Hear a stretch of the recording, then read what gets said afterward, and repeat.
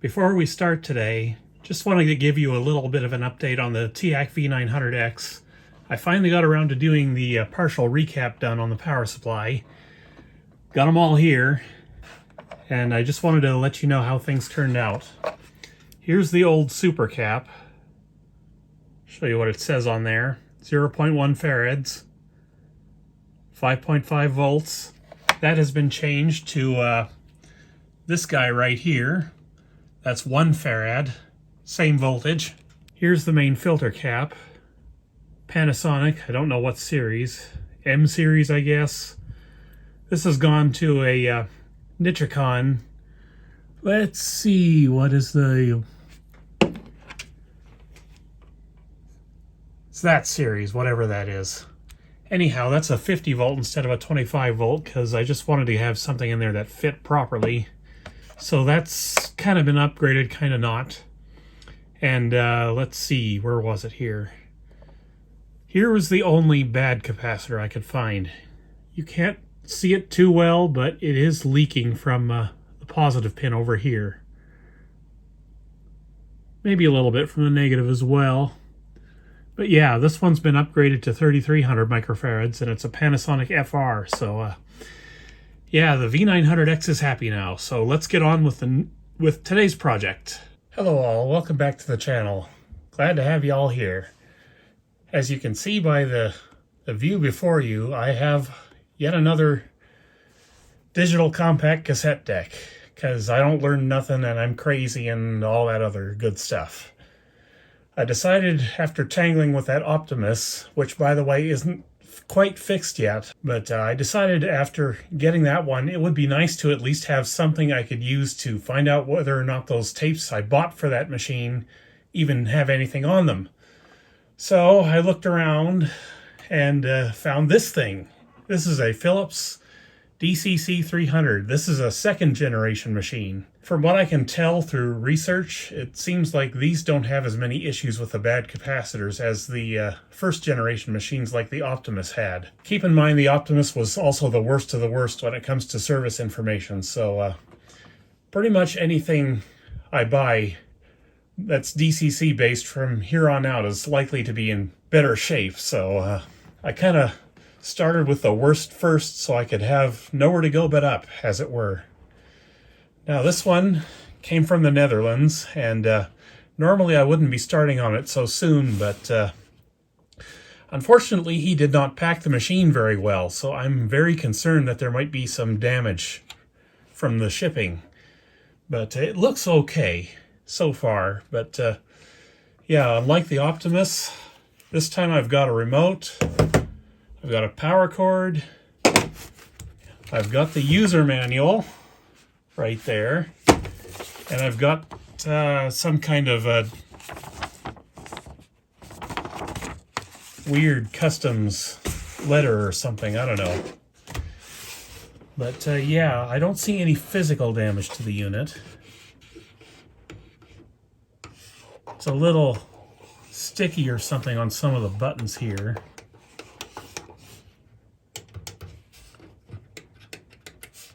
Everything seems okay. Yeah, we'll see what it'll take to get this done, and this will be working in one video, at least I hope it will be. But yeah, I'm getting into it now just to see what it needs and what I might need to order for it. Okay, this is nice. We've got a 110 volt connection there. That means I can just jack it right into my wall here. So I'm just going to set that now. And it did come with this power cord, but this is European, so I'm probably not going to be using that. Instead, I have a power cord for an Xbox here. I think this one might work. Yes, it works. Good. And I should tell you, this thing came with 2 tapes also. Yeah. Look at this. Styrofoam. I hate styrofoam. There might be styrofoam stuck inside this thing. But yeah, there's one tape stuck in there. It's a DCC tape. And it came with another 75-minute BASF DCC tape. So How about we power this up and see what happens? This can't go wrong, can it? Now, the original complaint was cassette blocked, shows in the display. And I'm betting that has to do with mechanical issues and hopefully not electronic issues, because I don't want another Optimus on my hands here. Let's power it on and see what happens.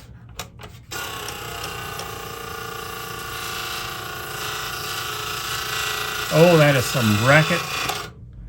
I'm turning that off right now, and we're going to get inside of it right away. It should not sound like that. All right, let's see what we've got.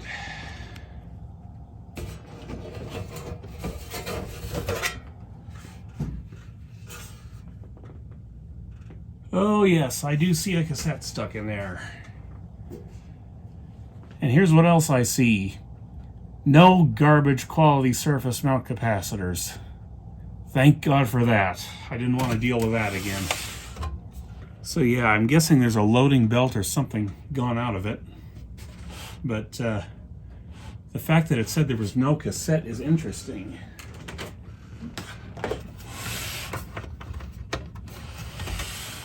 Let's plug her back in and see what happens here.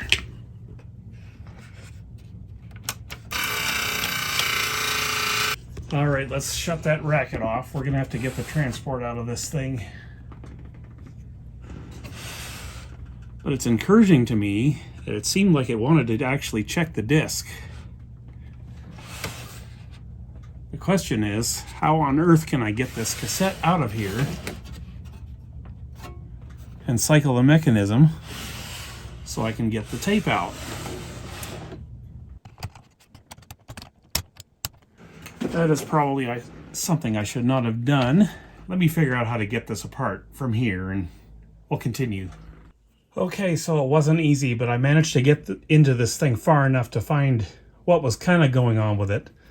This is the capstan motor here, or is it? Yeah, it is.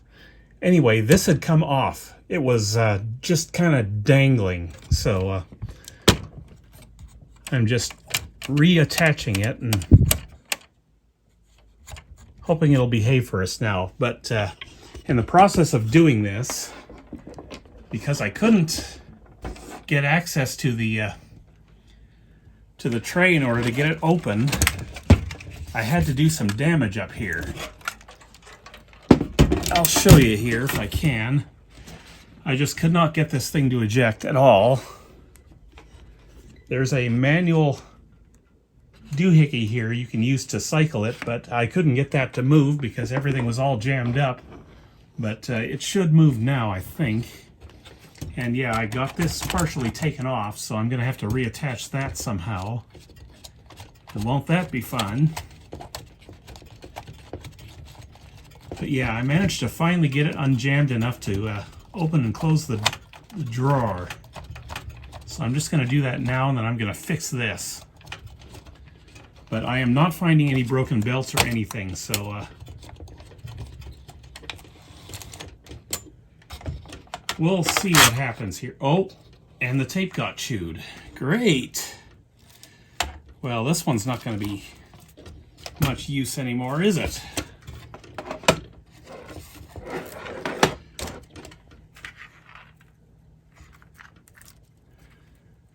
Oh well, so much for red hot chili peppers. I'm just going to cut that.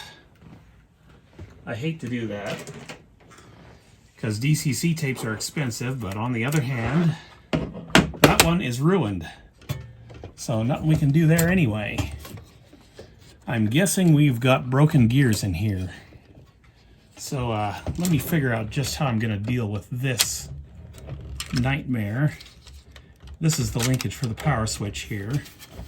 It was really hard to get a screwdriver in here to take these screws out because they're Torx and I don't really have anything that fits, but yeah.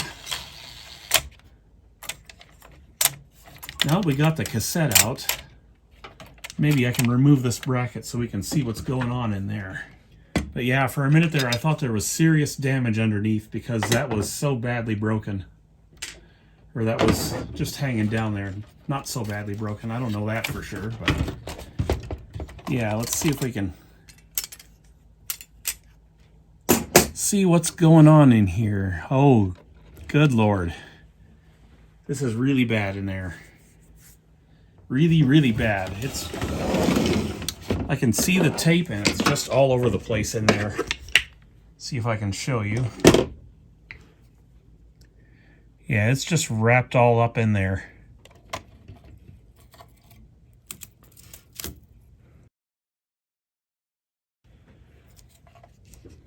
Yeah, that means I'm down to 4 DCC tapes now. That's fine. At least I can see down in there now. Yeah, I'm gonna guess all those gears have gone in there. They're dead. They ain't gonna gear no more. But I'd like to have a closer look so I know what to order. And I realize this looks like a nightmare right now, and it is kind of a nightmare, but I'm cautiously optimistic that we can maybe get something to happen with this deck.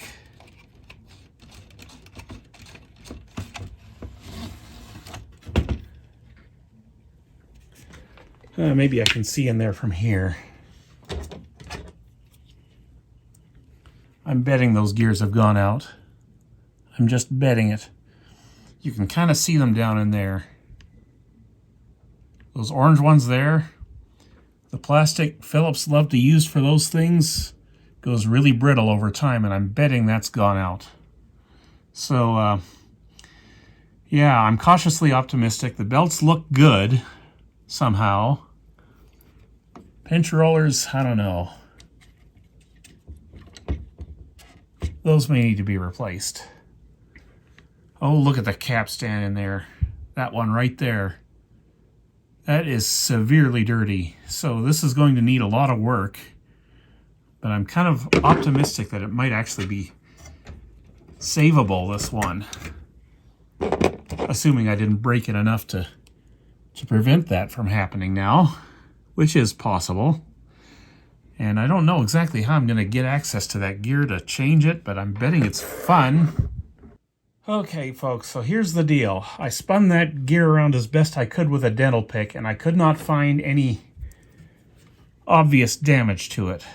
So it might actually be okay, and it could be the only issue was that tape being eaten by the extremely dirty capstan. I'm probably wrong. There's probably damage in there I can't see, but I'm kind of feeling good enough about this to risk my analog test tape in it, so why don't we try that? Alright, so I got it back together and we're going to give her a little test here. Don't worry about this faceplate being missing. I saw on a forum post that there was supposed to be a screw back there holding things together, but as you can see, no, there is not. So, yeah, I'm going to have to put that back on. No worries, it's here. I just got to find the little filter piece that goes over this. I don't know where I put it right now, so anyhow, let's see what we got.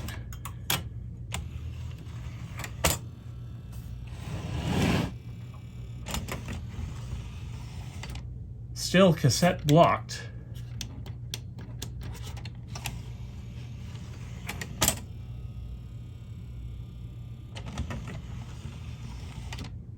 Okay, so there's more going on with this thing. I don't dare put a cassette in there if it's acting like that. So we're going to give the deck a try in a few minutes here, but before we do that, I found the issue with the loading mechanism. It was one I caused, and because it's not at all intuitive, I thought I would go to the service manual here and show you exactly what was going on. This is the service manual actually for the DCC-300, which uses the same transport and mechanism. And the issue was with this spring up here. You see it's got this upper portion here, which is housed inside this bracket. And there's this lower portion that sticks out there. Well, that lower portion is supposed to engage with this little doohickey down here. And you'll see, let me use the mouse here. There is a little sort of a ridge right there. That is where the spring goes. I had the spring all the way back here, which causes the mechanism to jam up. So that's the issue there. So that should be fixed now. But before we get into the actual transport test we're going to do here, I want to get you back to the machine itself, and we'll talk about some of the things I had to do to get it apart from the way it was jammed up like that. It was extremely not easy to get inside this thing the way it was jammed up. The reason being, the DCC tape that was stuck in there because the head block was engaged. And the head block was unable to disengage because that capstan motor had come off of its little mount in there and was just flopping around loose in there. So, how do you get inside this thing when that happens and you can't open the tray? Well, I'll show you here. I found the actual hidden screw. It's actually in here. There are 3 screws for the transport. There's 1 here and 2 on either side back out over here. They're T10s. And you really want a long-handled or a long shank T10 screwdriver in order to get to those, because the ones in back are kind of hard to access with any other kind of screwdriver. But yeah, in order to get this front screw out, the drawer has to be ejected, and you've got to be able to get that little front faceplate off. That's this thing. And yeah, there was just no way to do that on mine because everything was just so badly jammed up in there. But in order for, well, actually, I need to cycle the mechanism here before I can even show you this. I'll use my giant screwdriver. We can now manipulate this unit to eject while it's in like that. If I can do it here. This is the manual adjustment for ejecting the tray manually. And once you get to that point, you can just shove it like that. But what you got to do, if it's really badly jammed up like it was in my case, you have to, I'm getting at this real early in the morning. That's why I'm forgetting stuff right away. I need to get this cleared off so I can work on some other stuff. Anyhow, what you need to do is disconnect this power switch here so you don't damage it in order to get the front panel and transport out as an assembly. And just some other tips I have for you here. We'll come around to this view. I don't know if you can see it too well, but there is a tab that is bent over down in here. Right down in there. You can kind of see it right there. And it's really best if you bend that tab down if you want to get the transport and faceplate out as an assembly, because otherwise there's this power transistor right here.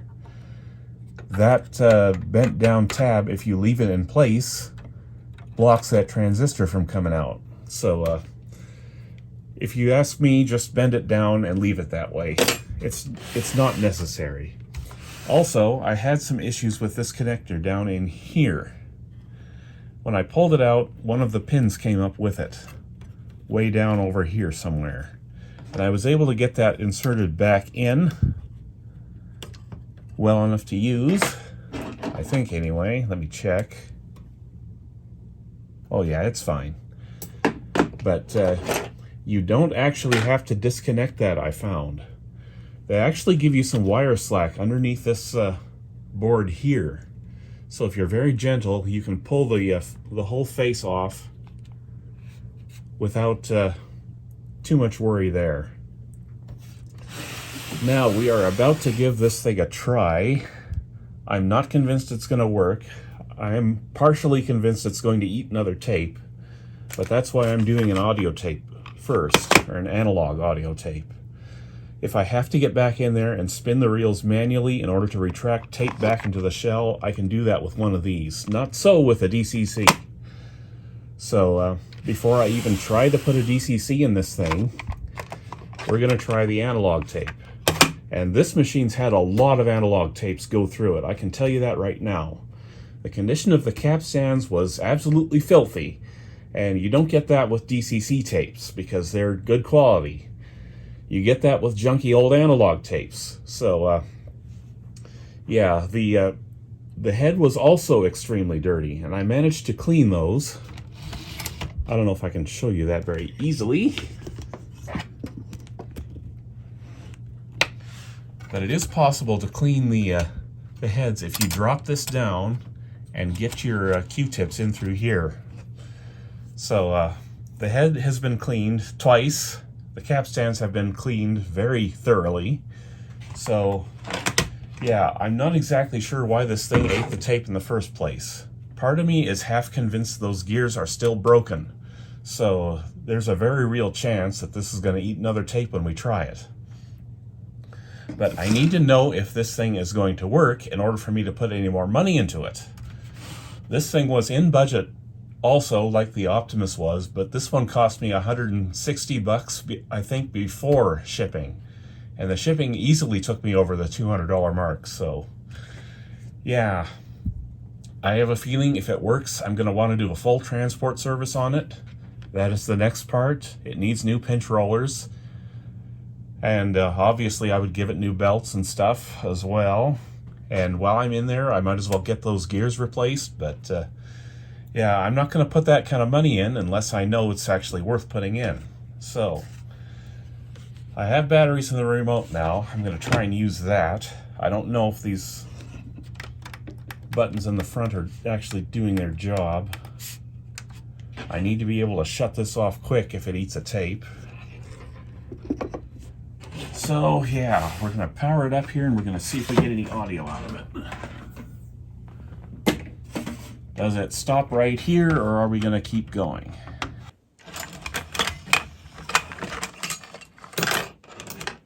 Now if I could get my tape out without any issues here. Like I said, I'm doing this real early in the morning, so I might sound weirder than usual, but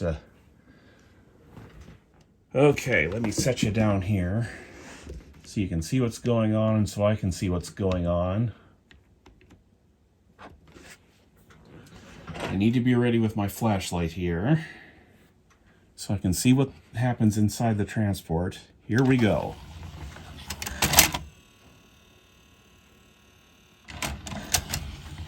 And nope, kicks it out right away, cassette blocked.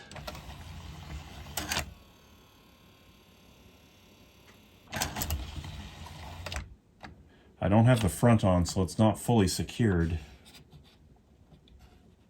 And I don't want to put the front on because I need to be able to get this transport out if I need to.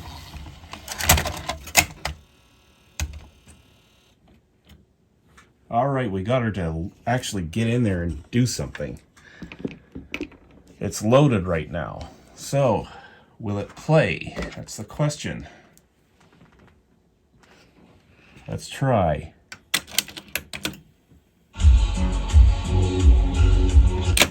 Yes, it will.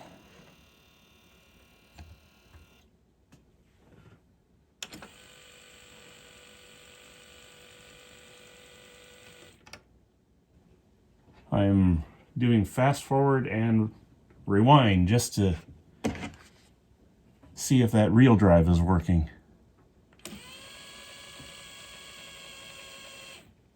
And it does seem to be.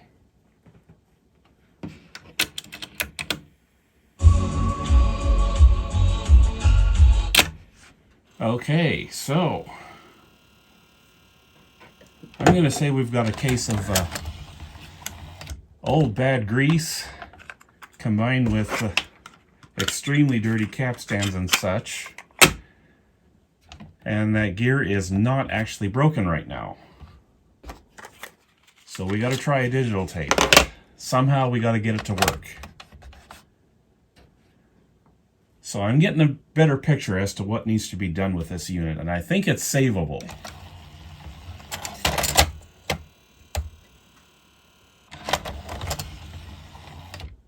We just need to get it to load up properly.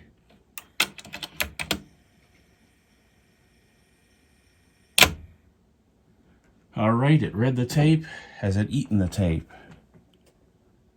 No. Okay, cross your fingers.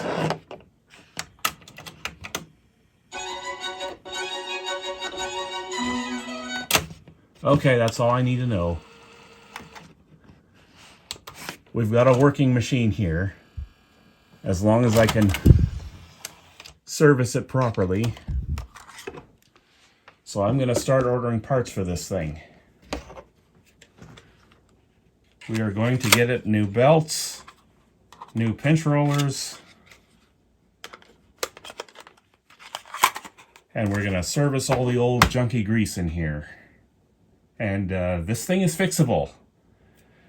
I got a DCC machine that I can actually do something with. I'm happy. So I've been playing with this thing on and off for a couple of days now, since I shot my first few segments on this unit.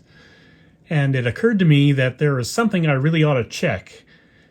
And that's, like every other cassette deck, I should check to see how fast or rather how well inspect the motor is running, the Capstan motor on this thing. So what I did was, I threw in my analog test tape here. This was made on the Technics RS-B755, which by now the video's out, so you'll know it's running exactly dead on target for speed. So I put this thing in there, in this machine, and what it gave me was something like 2925 hertz.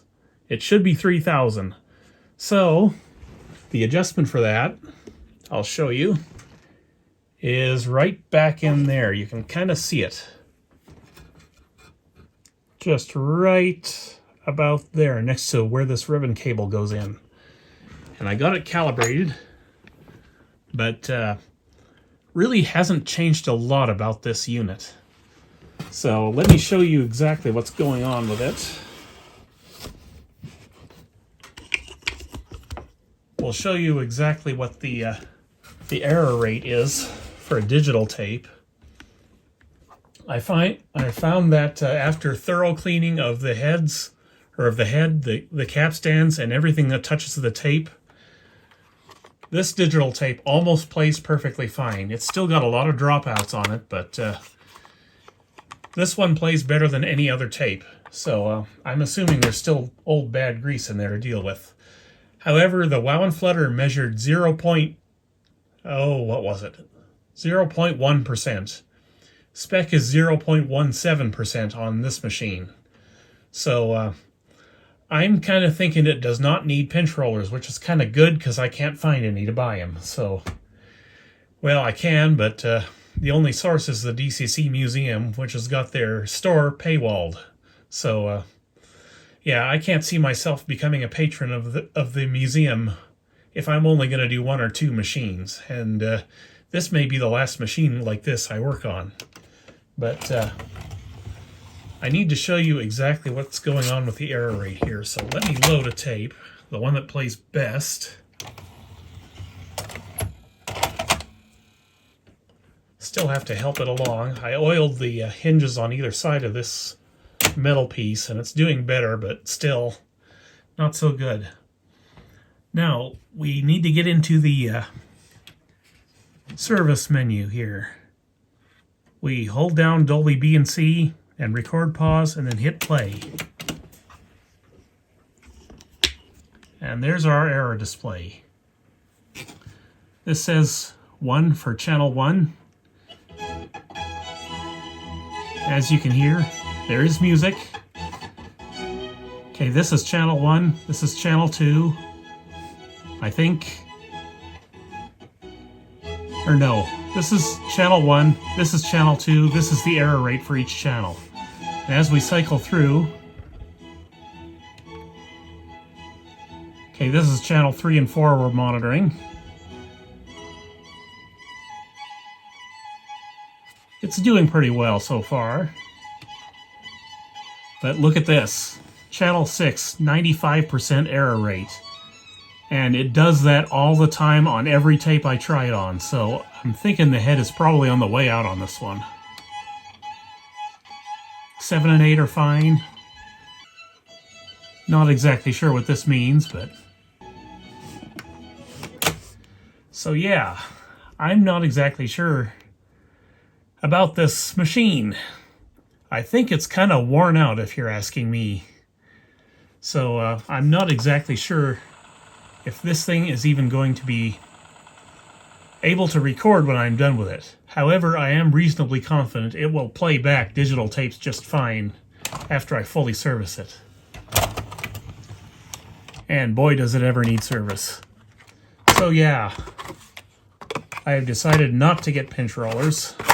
I will get that gear. I will replace the capstan belt. It has to be done.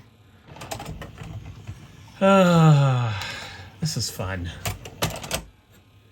Why did I volunteer myself to work on this crap? Why did I buy another one?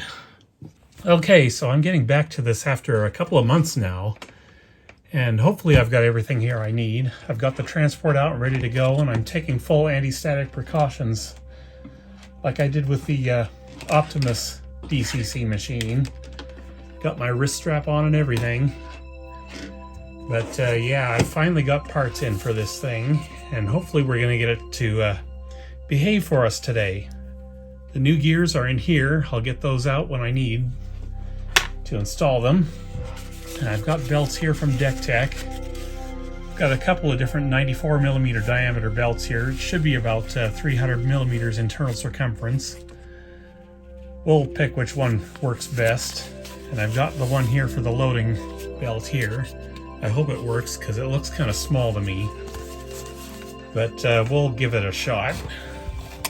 And I'm taking a look at the loading mechanism here, and it seems to me like there should be some more spring pressure there. So maybe I had it right all along as to where that spring went. So we're going to take a look at this first, I think. See if we can get that working a little better. Just 2 screws, one on either side.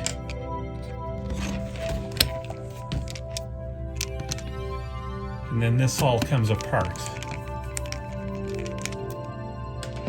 I just want to get the loading mechanism straightened out first here. Take the retaining thing off. And we'll just take a look here.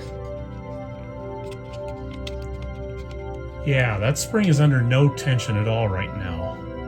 So I'm thinking maybe I did have it right all along. Let me see if I can get that spring to engage back into the area I think it should be in. Yeah, I think that spring goes up over here after all.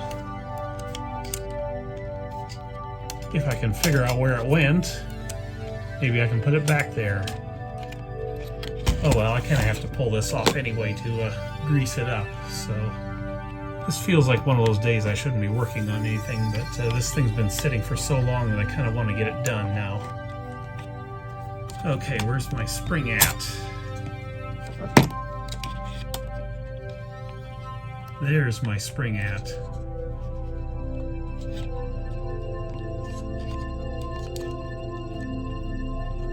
Just gonna test it real quick to make sure.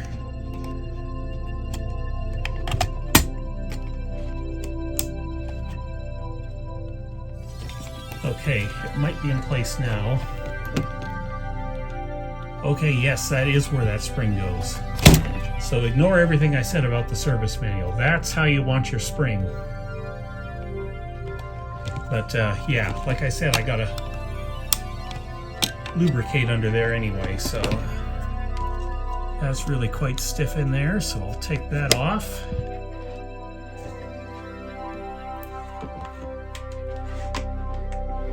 And I will start cleaning things, because this has had a bunch of oil in it now.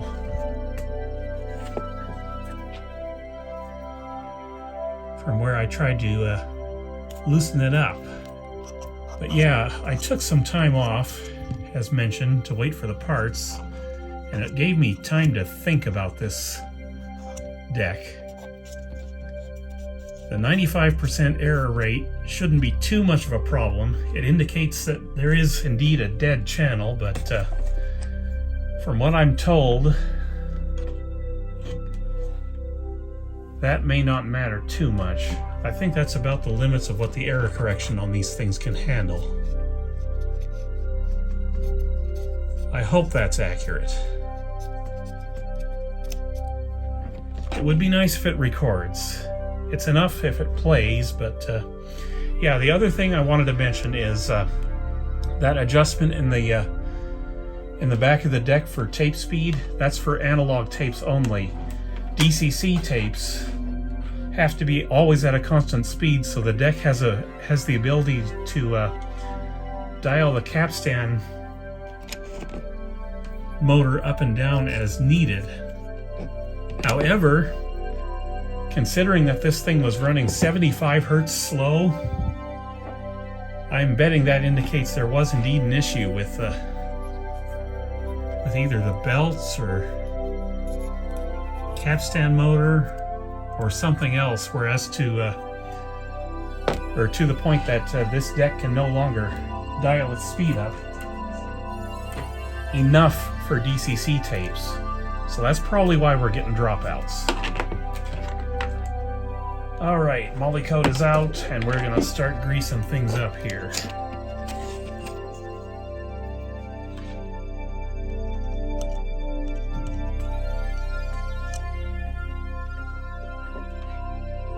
I probably don't need quite that much.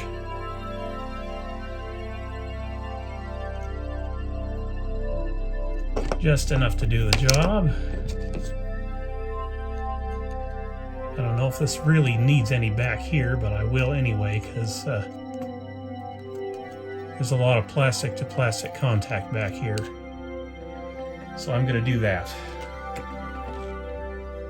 whether it needs it or not. And we'll change this loading belt real quick while we're in here. I gotta wash my hands.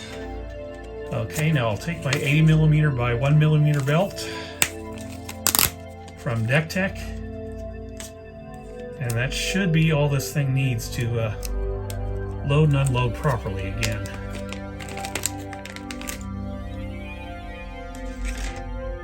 At least I'm hoping that's the right one.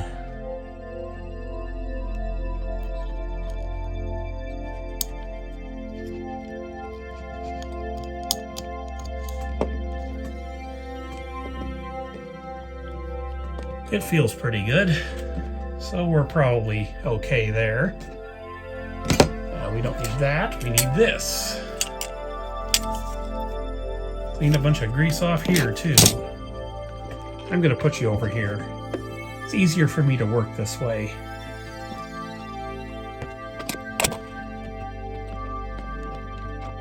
I have no idea why I'm feeling so jittery this morning. I didn't have that much caffeine this morning. I can't stand coffee, so I'm not a coffee drinker at all. It's mainly soda pop. Been addicted to it ever since I was a teenager. And I've never been able to fully break it. The addiction, that is. And we've got some dirty rollers here. I should clean those as well, as best I can. But yeah, I would love to put new pinch rollers in this, but realistically, with one dead channel and not being able to find them easily, whatnot, I've decided whatever I'm doing today, that's all it's gonna get. I may not even buy another DCC machine after this. I'm just not loving this format very much. I just don't see the point in continuing it much further. And I should mention, I do have a mini disc machine on the shelf right now. It's a Sony MDS E10 professional unit. I have a feeling I'm going to like that format a lot better than this one. I'm not sure either one will get much use by yours truly. Okay, how's this doing? Moving well, doesn't need lubrication. So that should be cleaned up and ready to go.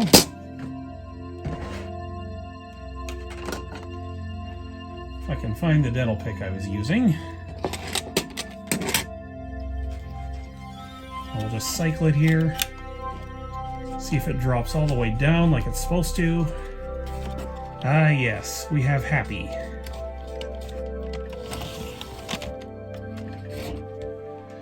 So we got to put the blocking plate back on now, if I can find it right under my nose here. And I'm going to grease these surfaces here because that's clearly where something has been rubbing. Most likely the metal plate and also the slidey thing here. I don't want to put too much grease there because there's obviously a belt that rides there.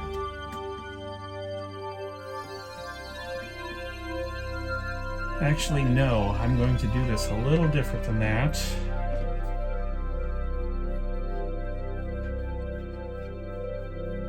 I'm going to clean that up. And I'm just going to put the tiniest bit of moly coat on the edge of this plastic gear, or not gear, arm. That way it'll stay away from the belt. This metal part moves. I think I'm going to put a little moly coat up here, even though I don't think it will actually do anything. This is just in case it does ride up there. I want it to have some slippy action there.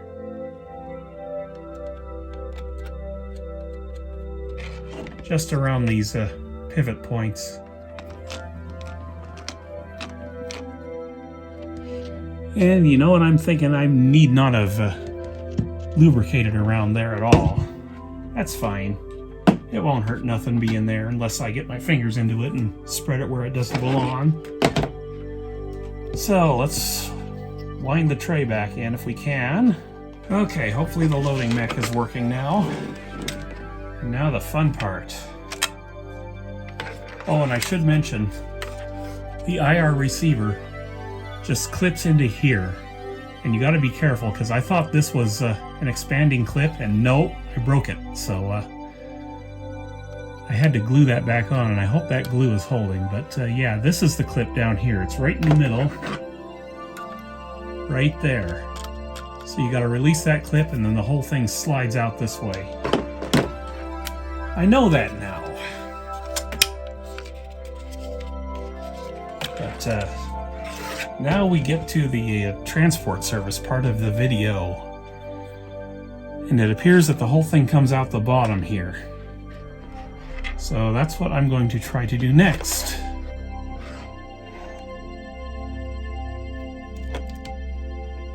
Just trying to take a look here to see what is all involved with this. Got a few more screws to get rid of.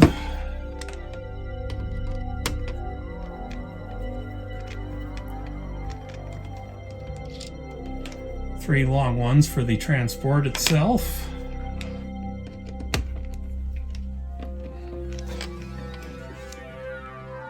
Let me zoom you in a little bit so you can see a little better.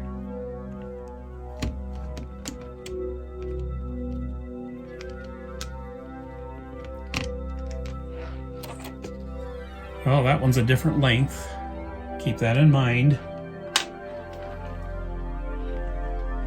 And we've got a third one up here.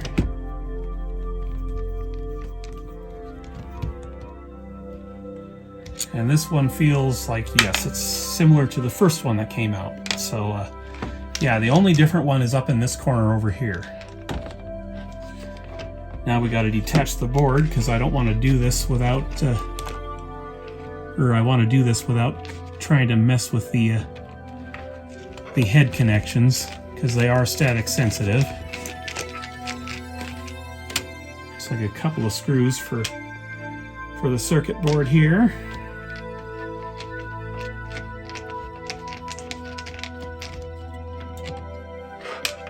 Like so.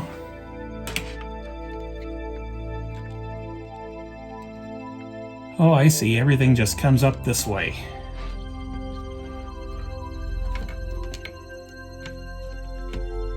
But let me just take a look real quick to see if I need to detach any wires. It'd be good if I could lift it out from this side over here and then sort of angle it out. I don't know if I can or not.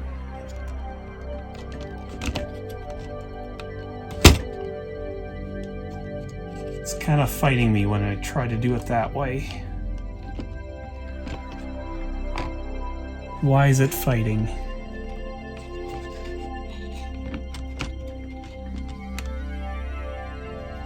No, that has to be disconnected first. I can't see any other way to do this.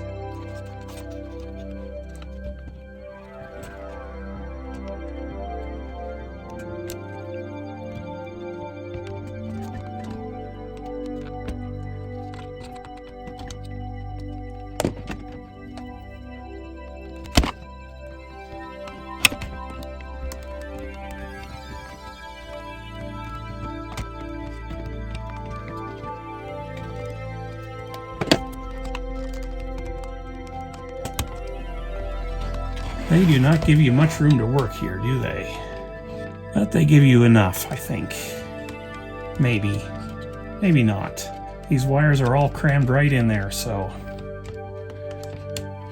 you kind of got to free them up before you can even get the transport out of this thing.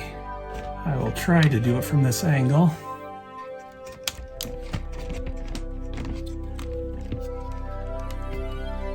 Oh, I see what it is. We got another connector to unplug.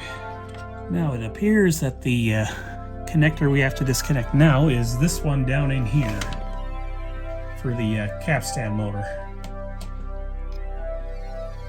Possibly also the loading motor, but capstan motor for sure. Whose tiny hands worked on this thing to design it? That's what I want to know. It's half unplugged. Having trouble getting the other half unplugged. You mark my words, I'm breaking wires right now, just trying to get this thing to cooperate. The problem is these other ribbon cables go underneath and trap the whole thing in there. So you can't really work that connector loose. Well, it's unplugged, but I can't get any wiggle room to move that around at all. Yes, finally. Alright, I think that's out of the way enough that I can pull the transport now. I may want to check those wires for continuity before I put this back together, but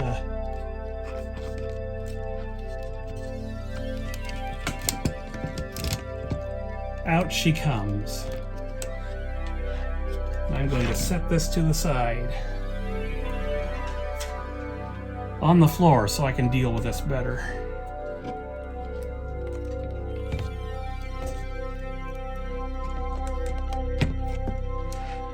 Alright, so the gear we want to replace is hiding under the head block here.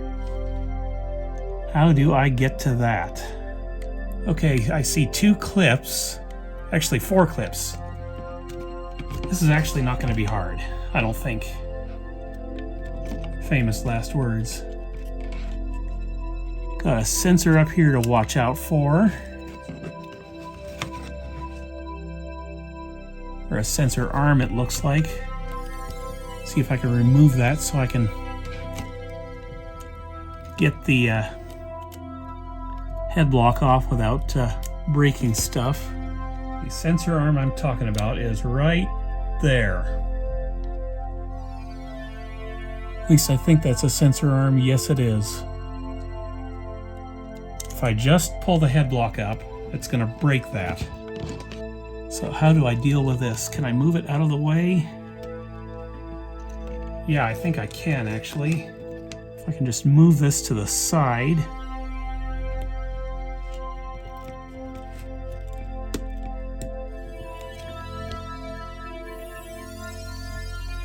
Maybe I can just sneak it past.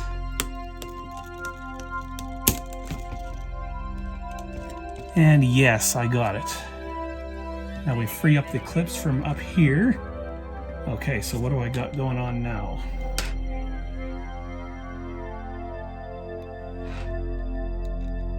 There is a central pin. I don't know where it goes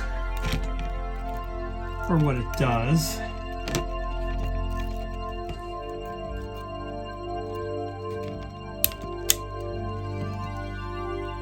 Okay, there we go. Head block is off, and it appears the central pin engages with a spring here, so we gotta worry about that later. Okay, now we've got access to the fast wind idler. or the real drive idler, as the case may be.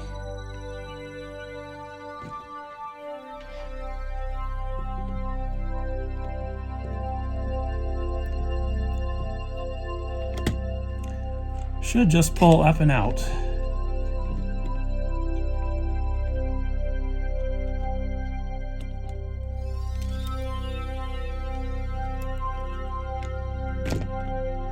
There we go, and there is the gear that loves to break. There's another gear underneath, and this is kind of... Oh, I see, there's a spring there too. Okay, let me set this aside. Is this just clipped in, or is it held by the spring?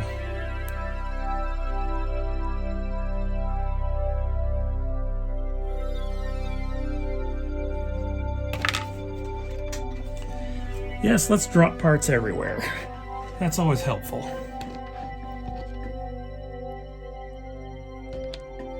Okay, so we've got a gear inside of a gear.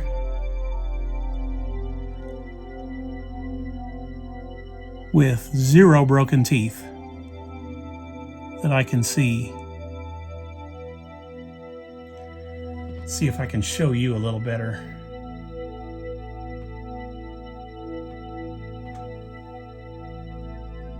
Not really. We try it this way.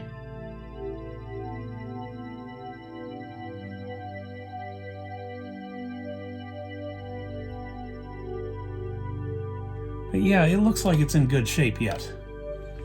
But still gonna replace on that. Let me get my new gears out.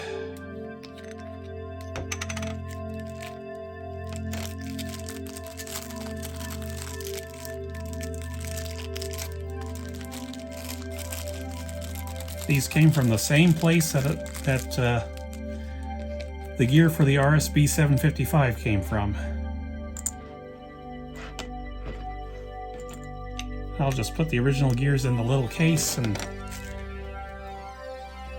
be done with that. Kind of an interesting setup they got going on here. I don't know if I really have to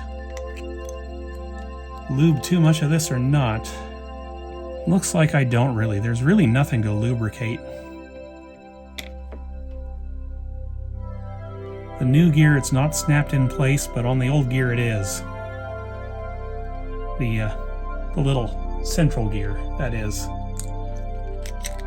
I will do some lubrication because I'm in here, but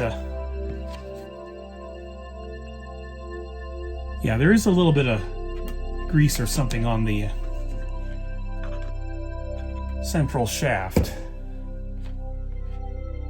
So I'm just going to clean that up just a little bit. Okay, so it fits down like that away.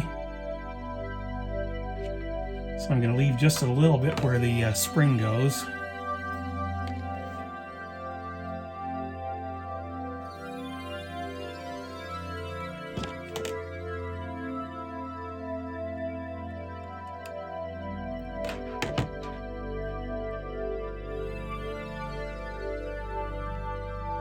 Okay, new gear is installed, and I'm going to clean and service the pivot point as well.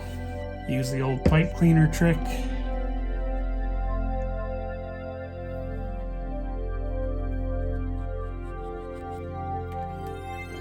Like so. Can't really get down to that shaft area too well. So I'll use the pipe cleaner for that as well.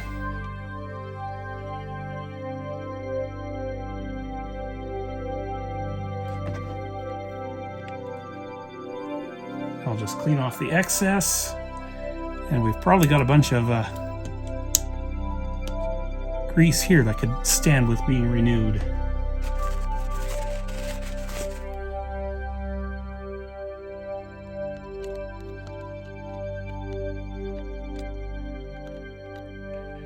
That should be good. Now the hardest part will be to re-engage the spring. That's quite a stiff spring, actually. But looks like we've got a couple of rollers here, one here and one here, to facilitate moving the head block up and down. That looks like kind of nasty old grease over there too.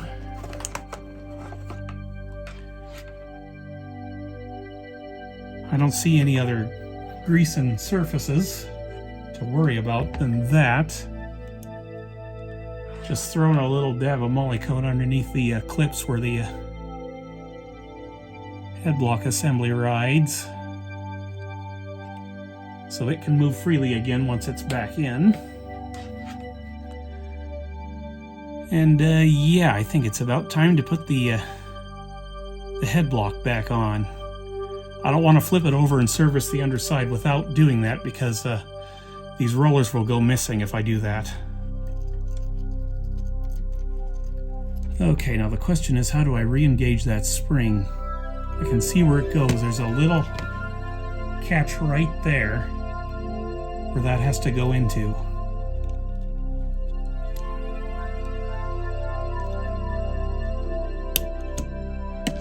All right, it's in.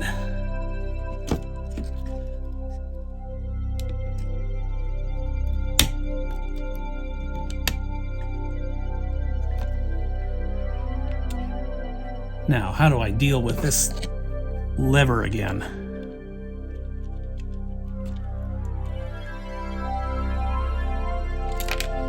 Well, I could just take the lever out.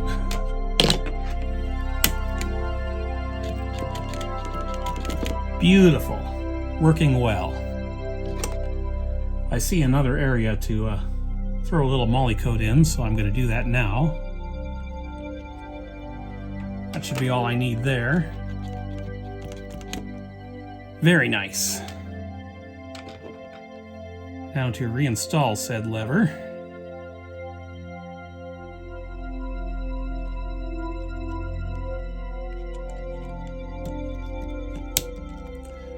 There we go. We might actually get this thing working. Now, capstans and such.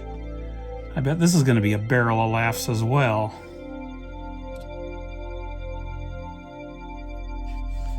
How do I even get into this thing for capstan service?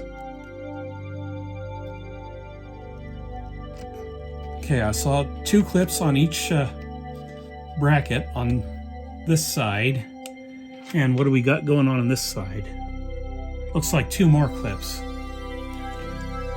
I will take my light of flashing and double check. Yes. 2 clips on each side here. 2 clips on each side here. That is the deal. Not sure if it's easier to unclip from this side. Yeah, they really did not make this easy. Those are some difficult clips, I'll tell you what. Okay, I got one side loose. Now, how to free up this set of clips? Well, you little devil. There is like no tolerance there for letting this plastic bracket come out. Thanks, Phillips. Appreciate it. There we go, finally. Not a fan. Really not a fan. Let's get this belt off and measure it. I can already tell you this belt's bad. It's glazed.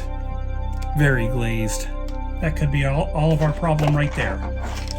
But let me measure it real quick.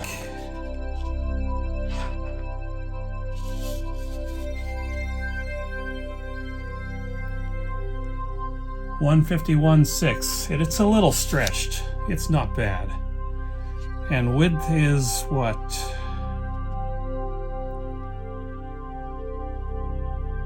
.4. Here's the 4mm width belt. We will give this a shot. If I don't like it, I'll try the 3mm. I'm just going to check it real quick to make sure it's correct. And it is. So, how's our capstan lube holding up?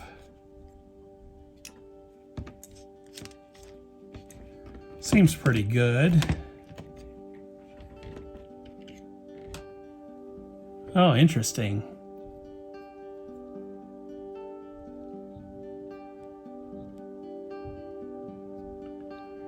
Yeah, I'm going to say that does not need servicing.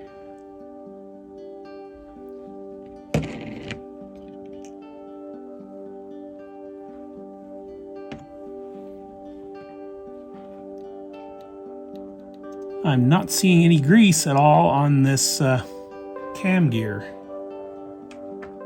So I'm going to add some. Just want to make sure anything that needs grease is going to get some. Alright, I think I'll leave it at that. So I'm going to take a look at the Capstan belt mating surfaces and clean them up as required. Okay, that should help belt be happier. I'm going to clean the pinch rollers too. I'm just not at that part yet. We do need a little moly coat in these thrust bearings back here. We also need to clean said thrust bearings. And those should be good to go for new moly coat. Let's see. I'm going to do that in a little bit here. I just want to put that new belt on while my hands are somewhat dry, and I should try and get some oil down into this motor as well, I guess.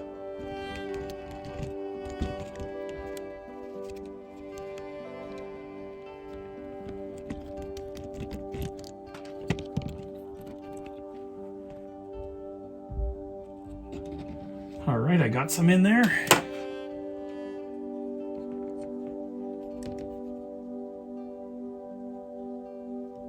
Actually, you know what? The 4mm is going to be too thick.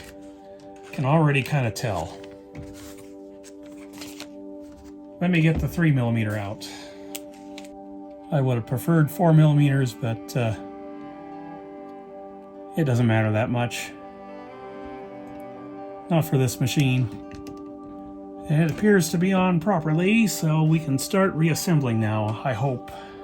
Possibly the 4mm belt might have worked, but it looked like I didn't have the clearance, so...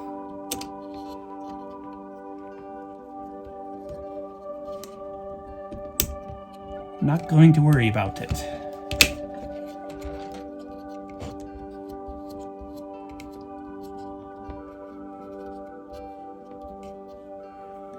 Alright, now we gotta go back to the other side and take a look at these pinch rollers. They are just clipped in. That's what gives me the hassle involved with trying to replace them, because I can't find them anywhere. I don't know where the DCC museum is finding them, but clearly it's from a place I don't know about.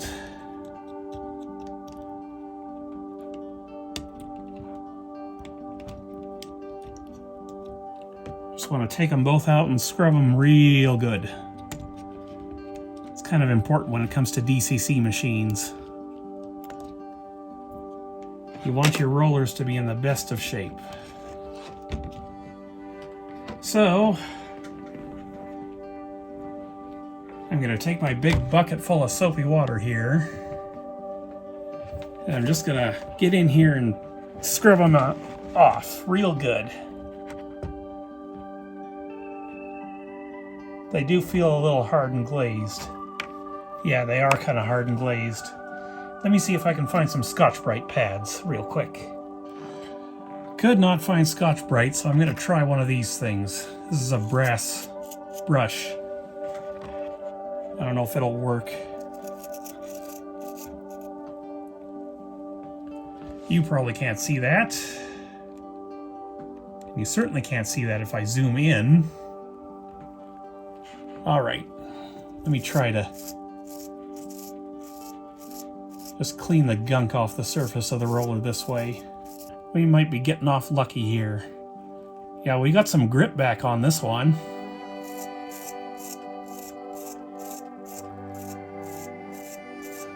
Never done this method before. I think I prefer it to sandpaper. Alright, let me do the other roller off camera. and then I'll be back.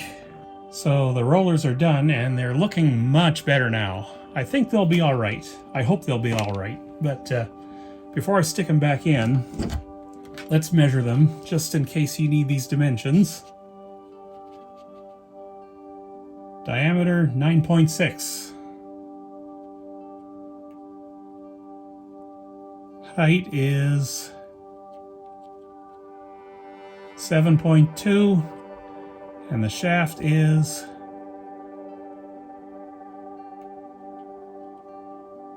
1.8. So yeah, that's why they're so hard to find. They're weird sizes, but they're ready to go back in now. And what I'm gonna do is just put a little tiny smear of moly coat on the clips that hold these. Let's see, where can I put these that they'll not roll away on me?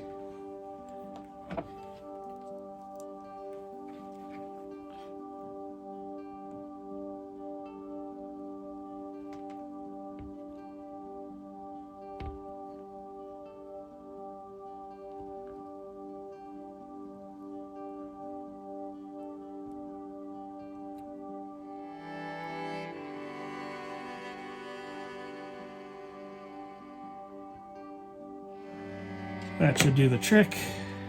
Alright, so I think we're about done here. Should be ready to go.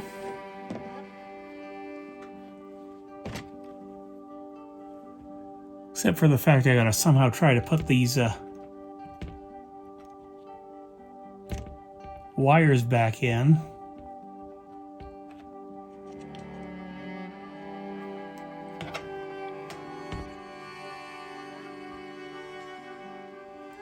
Still got one glazed spot on this roller. Debating whether or not I should take that out and try to deal with it.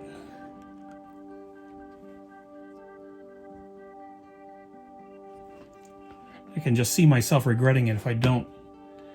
Maybe I will try and touch that little spot up with sandpaper real quick. Just so I don't have to deal with the wire brush anymore, because my fingers are hurt now. On account of me rubbing on them with wire bristles. I should have had you zoomed in for that. Oh well.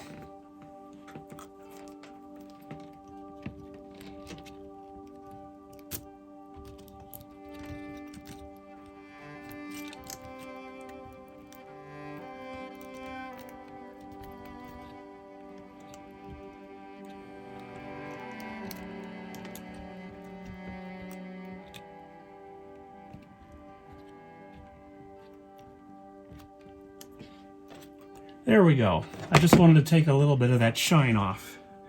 I don't want to go too nuts with this. Just another little pass with the soap and water.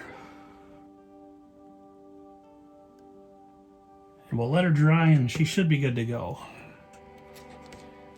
The other roller is fine, I checked it.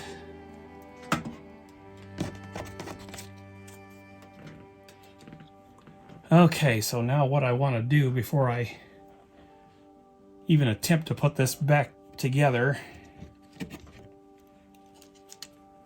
is check and see whether or not the wires here are broken at all, because I did have to go hard and heavy on them a little bit in order to get that connector out. Just going to grab the meter here and check for continuity. Make sure everybody's happy.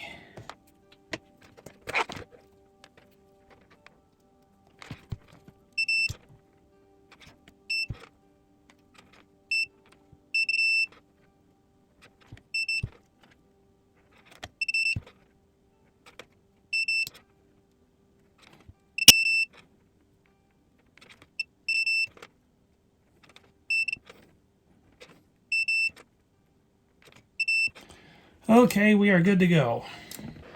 Well, I think that's going to be good enough to reassemble and test. I don't know for sure, but we're going to do it anyway. How does that sound?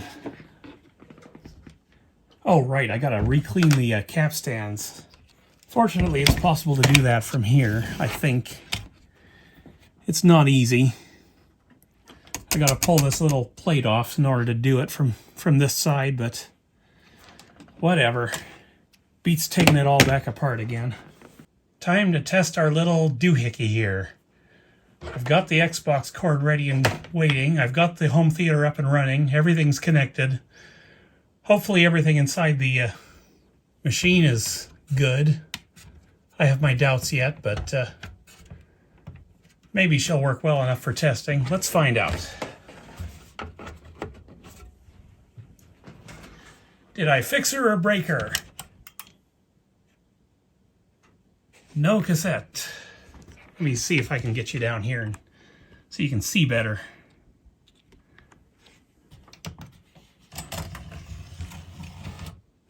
Drawer is open. Let me try an analog audio tape first.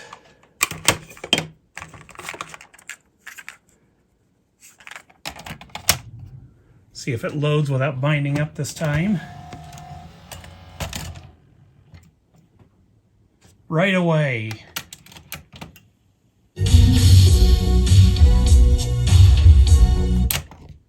Seems good to me.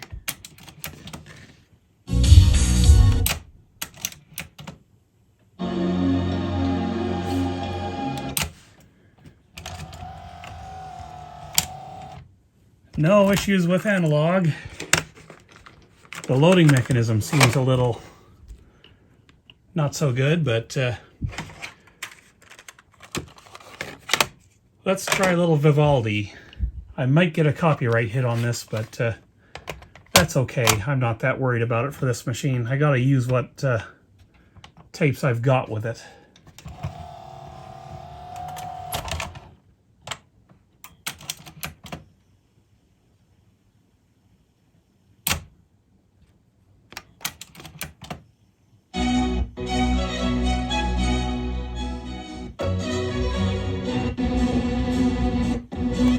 I was afraid of that. Still dropping out. Let me see if I can get into the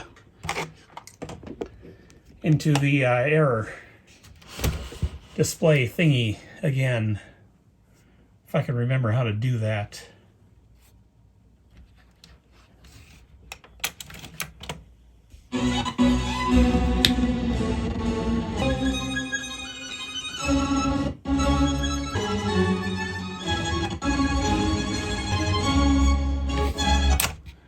Well, it is working, but it's not working any better than it did before. As you saw, we had a little bit of an error rate on, I think, what was it? Head number 5 or something like that.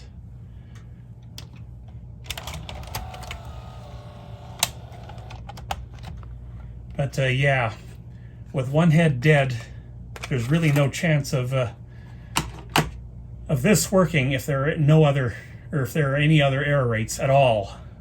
So let me get another one of these tapes and we'll try it. Smashing Pumpkins, what's on this tape? I think I tried to record on this, so I don't know if it'll work.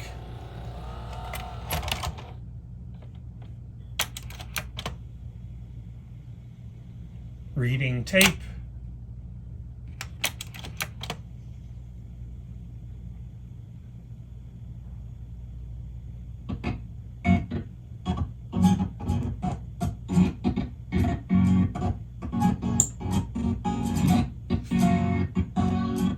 I can't even tell what song that is.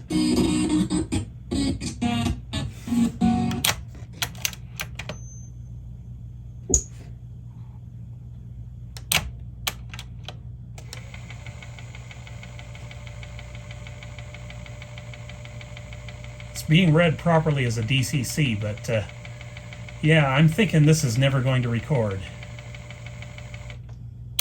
It's not performing well enough for that.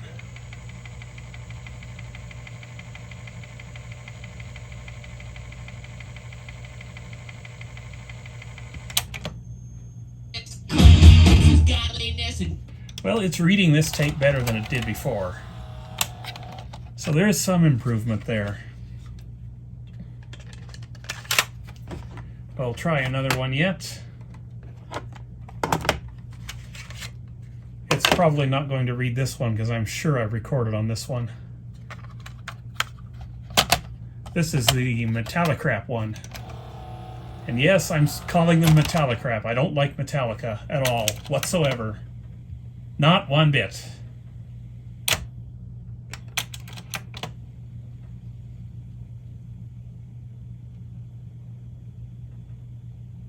Nobody home there.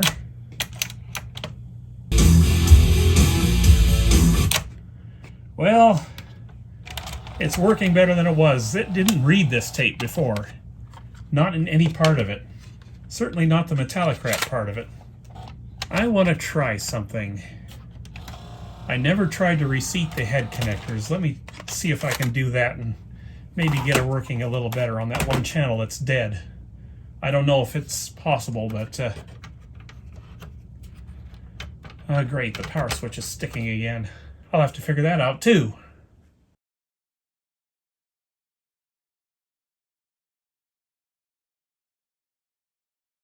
Well, I got that connector reseated, so let's give it another shot here. If I'm gonna get a copyright hit, I want it to be on Vivaldi instead of Metallica.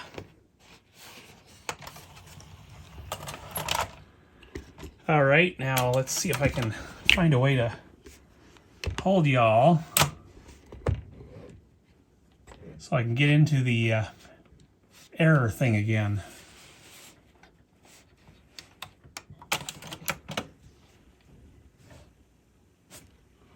Should be getting audio, but I have the receiver muted. Still dropping out over there. Yeah, that's what I thought. Still 95% error rate. Well, drop down to 90. I don't know what more can be done for this, honestly. It's probably not going to record, but we'll give it a shot anyway, I think. It's only got the one dead channel. So yeah, I've done about as much as I can with this. Let me try to throw a recording into it and we'll see what happens from there. So does my DCC-300 record? We're about to find out. I laid down some vaporwave on it and we're just gonna sit here in the office and find out what's going on with it. Don't get your hopes up. I don't think this recorded anything. It certainly didn't the first time I tried, but who knows, it could surprise me. Let's see what's on this tape, if there's anything.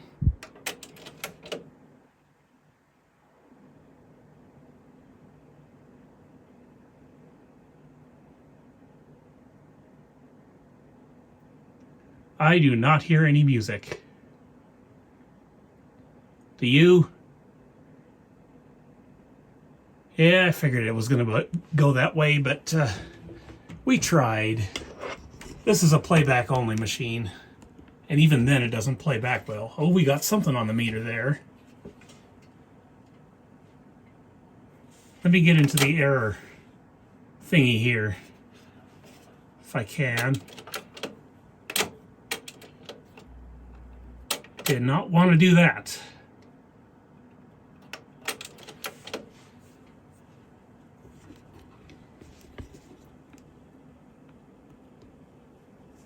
Yeah, channels 1 and 2. Channel 2's got an error rate. Channel 4 has an error rate. Oh, look at that. It's just maxed out there. Got all kinds of errors out of this thing right now. It did not record anything. Only channels 1 and 2 are any good. And 3. 4 and 5 dead. I think it was 4 and 5. I don't know. I'm losing track here. But yeah, clearly this is not going to record. Ever. I could try another tape, I guess. Attempt number 2. Let's see how it does. I decided to use the BASF 90 minute that came with it for this particular recording, so I'm not holding my breath, but we'll see what happens anyway.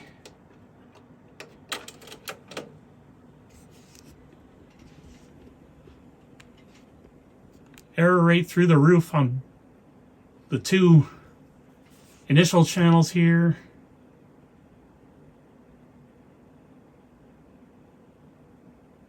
I don't hear any music, probably because I don't have the right input on. Do now, still don't hear music.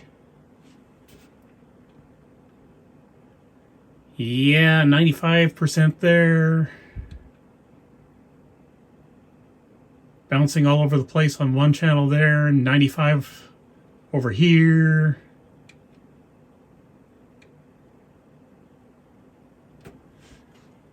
I'll watch it for a bit, but yeah, very likely this is the best this machine is ever going to be able to do. It's just had one too many analog tapes run through it in the past. There's no bringing it back from here. It's never going to be any better than this. That doesn't mean, however, that it's useless. Remember, it's got digital to analog conversion happening in there, and it's got a digital in and a digital out. I can use those. Most importantly, I can use those to test the Sony mini disc gadget that's on the shelf right now. So it's not entirely a waste of time having done this, but yeah, this is why I don't like paying money for DCC units, at least as much as I paid for this one. Next one, if there is a next one, and there probably is not at this point. It's going to take a lot to change my mind on this, but if there is a next time, I'll probably go for a third generation unit, or maybe even a fourth generation unit. We'll see what I can find. But yeah, my budget is going to be extremely low, unless the dang thing actually works and is known to work. So yeah, just not that happy with these DCC machines at all. I'm 0 for 2 as far as I'm concerned, even though this one at least plays back and whatnot. But yeah, I can use it to digitize analog tapes, but that's about all I can use it for at this point. And honestly, it's not even really that good for that, because why wouldn't I just use something like this and run it straight into my Steinberg UR22 instead? Probably do a better job that way. Anyhow, I was hoping for better results on this one, but look at the bright side. It did nothing when it got here. Just made a lot of racket, and yeah, had a chewed up tape in it. Clearly been rode hard, put away wet, and that's the best unit, or that's the best it's going to get from here. Anyway, that's going to be it for today, guys. See you in the next one. Take care.